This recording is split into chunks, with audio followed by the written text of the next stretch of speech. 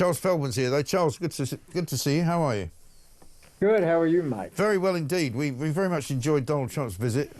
He came over and completely humiliated the Prime Minister and said a great many things which were very amusing. And so it was a pretty successful trip, I'm sure, from his point of view. And he's gone back to America, and it seems that the economy's not doing badly. No, it's not. Actually, it was a bit of surprise to the so-called experts. The economy does seem to be expanding, but there are also some cracks that are starting to show. Some items like gasoline for cars, they are starting to tick up a bit. Some items in the supermarket, some food items, starting to get a little bit more expensive, and that is being attributed to the supply chain and to some degree also to either the tariffs or the threat of tariffs. But you're right, overall, the economy seems to be expanding, but these are all lagging indicators, right? So we won't really know for another few months what the prognosis is for, say, the next half year. No, I suppose not. But I mean, if the gross domestic product increased at 3% on an annualised rate over the 3 months ending in June, it's better than it going in the minus direction, isn't it? Oh, absolutely. Look, there's no question about it. And I think even President Trump's fiercest critics, to be fair, must give him some credit for that, because certainly if the figures were going in the other direction, they would be pointing their fingers of blame at him. So I think they have to say, look, at least up till now, it does not seem as if the tariffs or the threat of the tariffs have caused any harm. In fact, quite the opposite to the American economy. Yeah. But as I said, I mean, the economy, as you know, Mike, it swings from one direction in the pendulum to another often, right. And things can change rather quickly. The Federal Reserve, as I'm sure you know, just had its latest meeting, decided against what President Trump is urging, to keep interest rates at its current level. He fears that that's going to drive the country into a recession. They fear if they raise the rates, it will cause inflationary pressures, which would also result in a potential recession. Yeah. No, it's all a fascinating mix, isn't it? Because, I mean, we heard all sorts of doom and gloom from various different economists saying that, tariffs are not the way to go. Tariffs are really, destructive. Will end up putting prices up for Americans as well as putting prices up for people trying to sell things into America.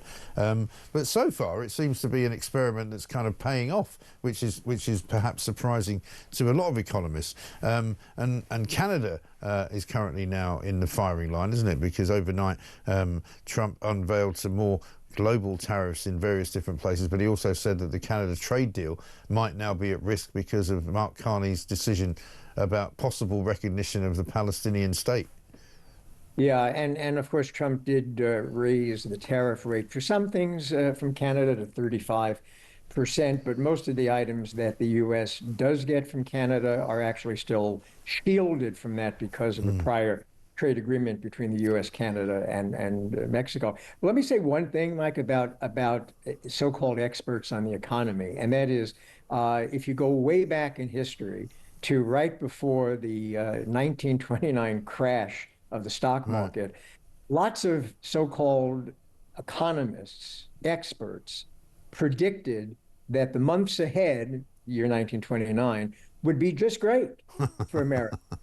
They were wrong. Well, this is it. I studied economics at university and very quickly worked out that it was complete and utter balderdash because it was all based on an assumption. I was like, well, and I said to the professor at the time, I said, well, what if the assumption that you've just made isn't true? And then everything that then follows from that assumption is worthless. And he went, yeah, that's about it. And I'm like, okay then, thanks very much indeed. I think I'll go work for a newspaper. But let's have a look at something that's apparently worked a few people up. The White House deportation video done to the tune of a Jet2 advert, which is very famous here. Nothing beats a Jet2 holiday.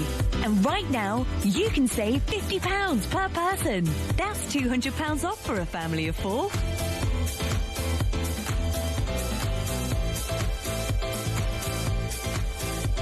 Now, with Jet2 Holidays.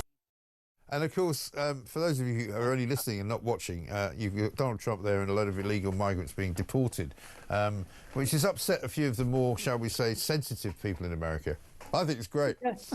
Look, I think we live sadly in an age where the sense of humor that people have seems to have been drained out of them, and maybe with good cause for some in some places and for some people.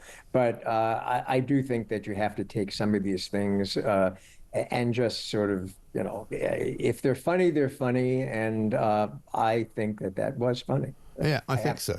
I think so. The other thing that I thought was great, I was watching Caroline Leavitt yesterday in her press conference, and when she suddenly, started off talking about Gaza and how, as we've learned in the front pages this morning here, that President Trump's peace envoy, Steve Witkoff, will go and meet Benjamin Netanyahu, I think, has already met him, but he'll visit Gaza today to see what the real situation is regarding the famine and the lack of aid going into to that particular part of Palestine. But then announced that also the president is going to go after some of the pharmaceutical companies and say, you're charging too much money to Americans. Again, something that will presumably be quite popular. And he's basically saying to them, look, charge more money to countries overseas. But then, for me anyway, the sort of highlight was when they said, oh, by the way, we're going to create a ballroom off the side of the White House because there's not enough room to entertain, hundreds of dignitaries when they come to America, and we also have to go and use a hotel. So we're going to just build a 650 capacity ballroom. I mean, it's just amazing, isn't it? Well, and the thing is that there are people who are saying, oh, how can he do this? How can he propose building, I think it's like a $200 million, something like that, ballroom. But, actually, historically, he's not the first occupant of the White House who has proposed doing that. Many other previous presidents wanted to do it. Right. So actually, he's the first one who's actually apparently going to do it. Yes, and also I think I'm right in saying, although he's hired a firm of architects who may or may not be friends of his, but he's also, I think, spending it or using the money that's going to be spent on it is going to be donated money. It's not going to be government money. So let's have a look at Caroline talking about it. We are proud to announce that the construction of the new White House ballroom will begin. For 150 years, presidents, administrations, and White House staff have longed for a large event space on the White House complex that can hold substantially more guests than currently allowed. The White House State Ballroom will be a much-needed and exquisite addition of approximately 90,000 total square feet of innately designed and carefully crafted space with a seated capacity of 650 people. President Trump and other donors have generously committed to donating the funds necessary to build this approximately $200 million structure. The United States Secret Service will provide the necessary security enhancements and modifications. The President and the Trump White House are fully committed to working with the appropriate organizations to preserve the special history of the White House while building a beautiful ballroom that can be enjoyed by future administrations and generations of Americans to come.